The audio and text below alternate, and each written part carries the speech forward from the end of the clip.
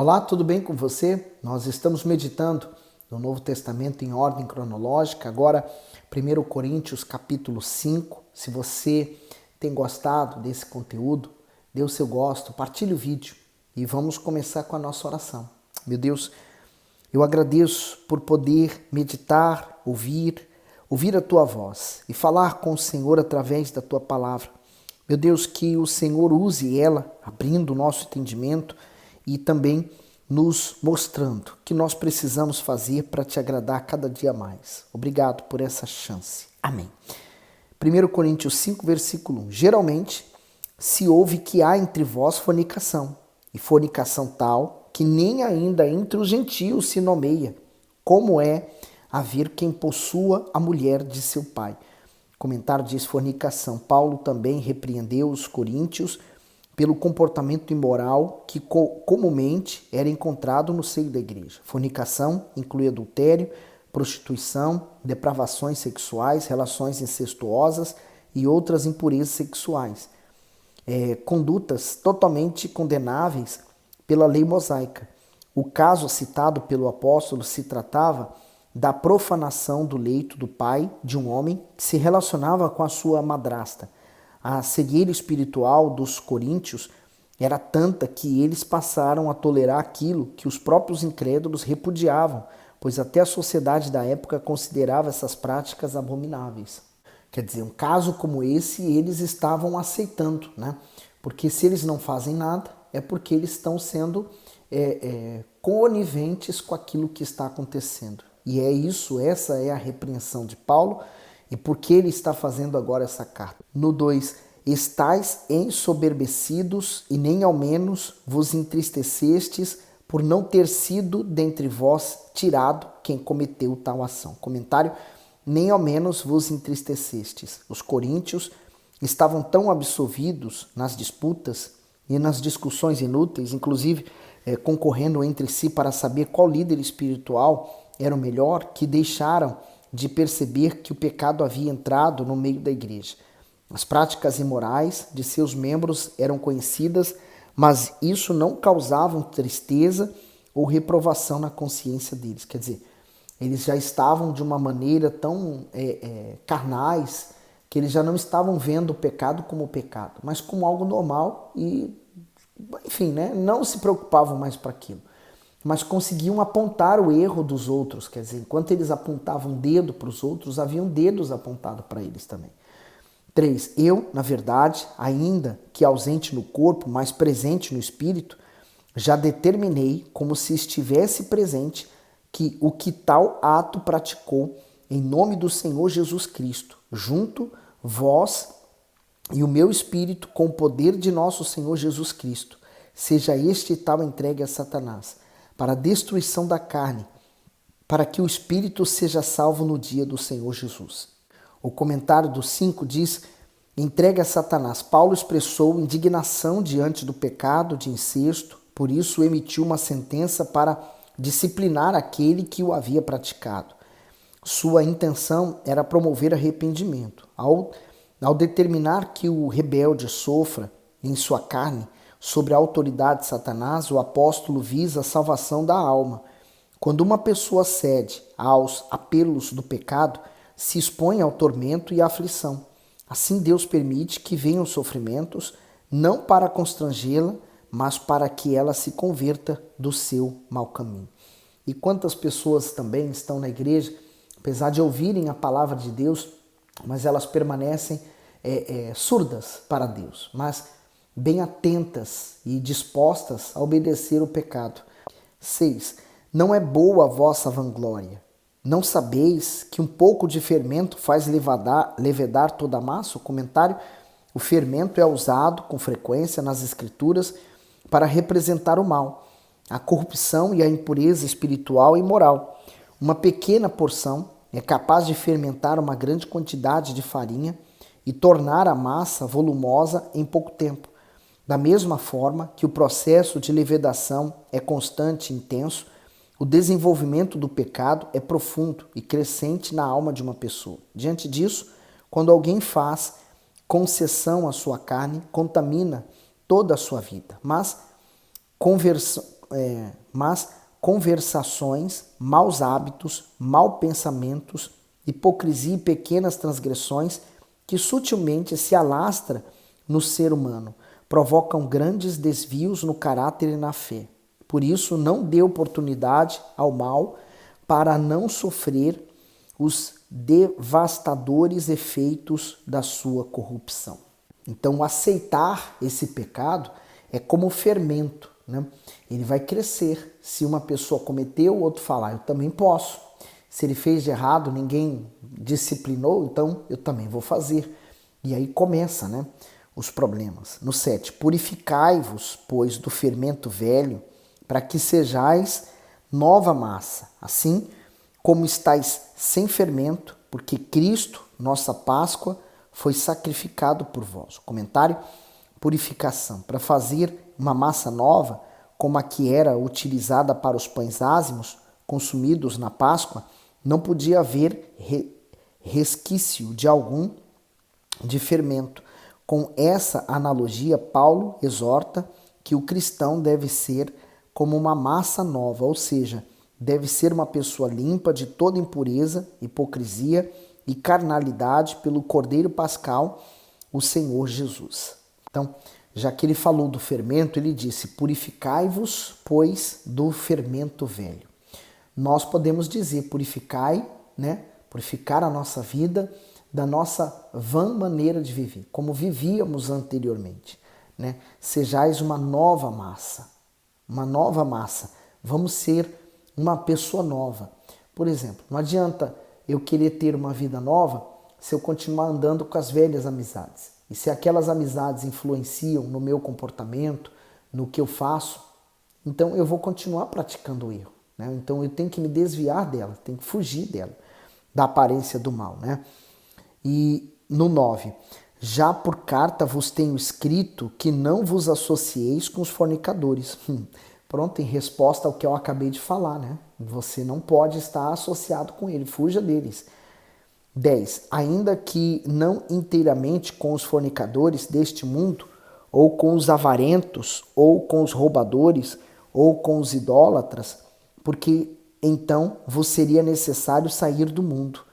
Mas agora vos escrevi que não vos associeis com aquele que, dizendo-se irmão, for fornicador, ou avarento, ou idólatra, ou maldizente, ou beberrão, ou roubador, com o tal, nem ainda comais. Então ele está dizendo o seguinte, né? Por exemplo, você vai trabalhar e digamos que aquelas pessoas com quem você trabalha, elas não têm a mesma fé que a sua. Então eles traem, roubam, mentem, fornicam. Então você vai deixar o seu trabalho por causa disso? Não, você vai continuar trabalhando com eles. Agora ele está falando diferente de uma pessoa que está com você na sua igreja, se diz irmão, mas faz essas coisas e diz, normal, meu irmão, é normal fazer isso, tranquilo.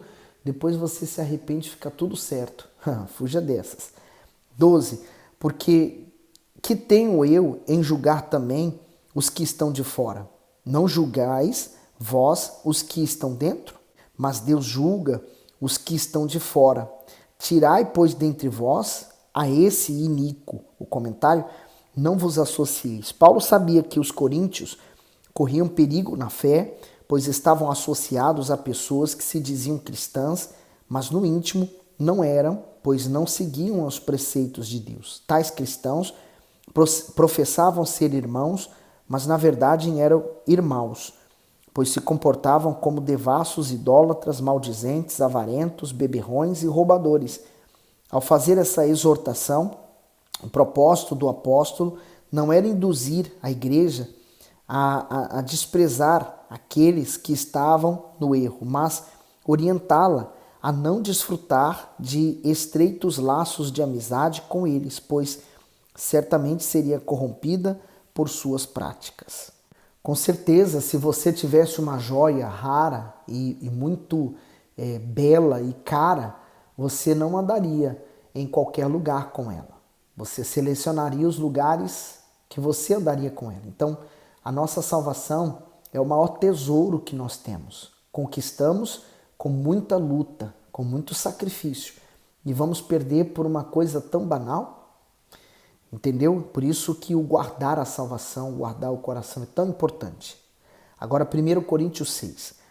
Ousa algum de vós, tem algum negócio contra outro, ir a juízo perante os injustos e não perante os santos? O comentário, litígios. A carta aos Coríntios continha uma série de repreensões. Paulo já havia condenado as divisões, o orgulho, as imoralidades.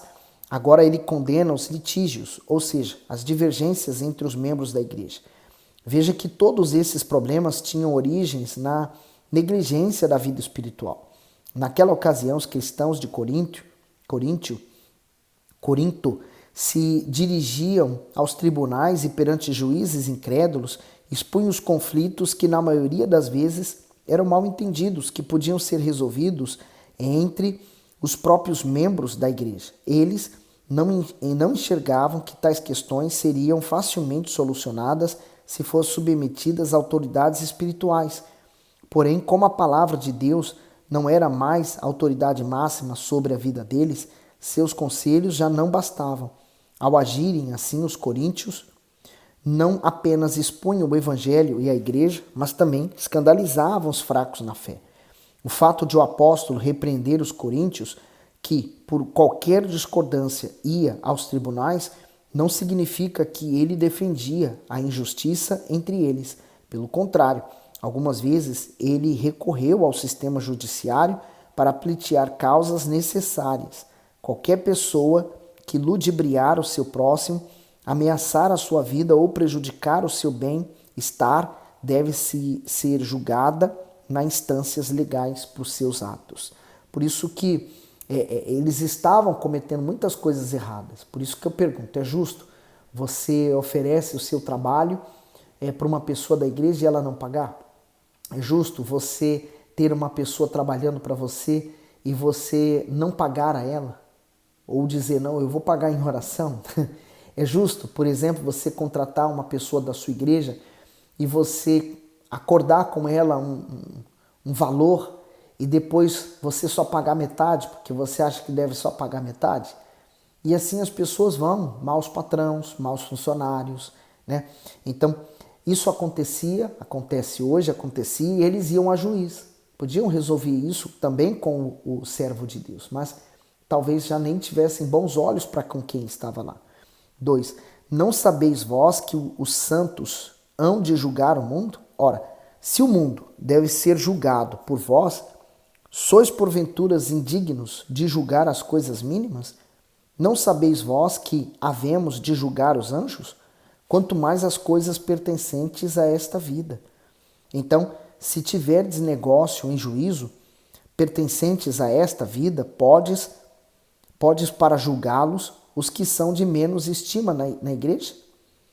Para vos envergonhar o digo, não há, pois, entre vós sábios, nem mesmo um que possa julgar entre seus irmãos. Comentário, não há entre vós sábios. A igreja de Corinto se vangloriava da sua sabedoria, nos seus dons e nas suas riquezas, mas não conseguia resolver nem mesmo as questões mais triviais dos seus membros. A pergunta de Paulo é até irônica, pois ele estranha que, dentre tantos que se julgavam entendidos, não havia um só que julgasse e promovesse a fé e o bom senso entre eles. Na jornada cristã, certamente, sofreremos decepções vindas de pessoas com quem convivemos ou admiramos, mas precisamos ter sabedoria para revelá-las. Afinal, também estamos sujeitos a causar decepções em outros. Por isso, a maturidade espiritual é fundamental nas relações interpessoais, para que a fé não se abale com nada. Infelizmente, esses maus exemplos, só contribuía para menos pessoas se converterem e se entregar ao Senhor Jesus. 6. Mas o irmão vai a juízo com o irmão, e isso perante infiéis. Na verdade, é já realmente uma falta entre vós. Terdes demandas uns contra os outros. Por que não sofreis antes a injustiça?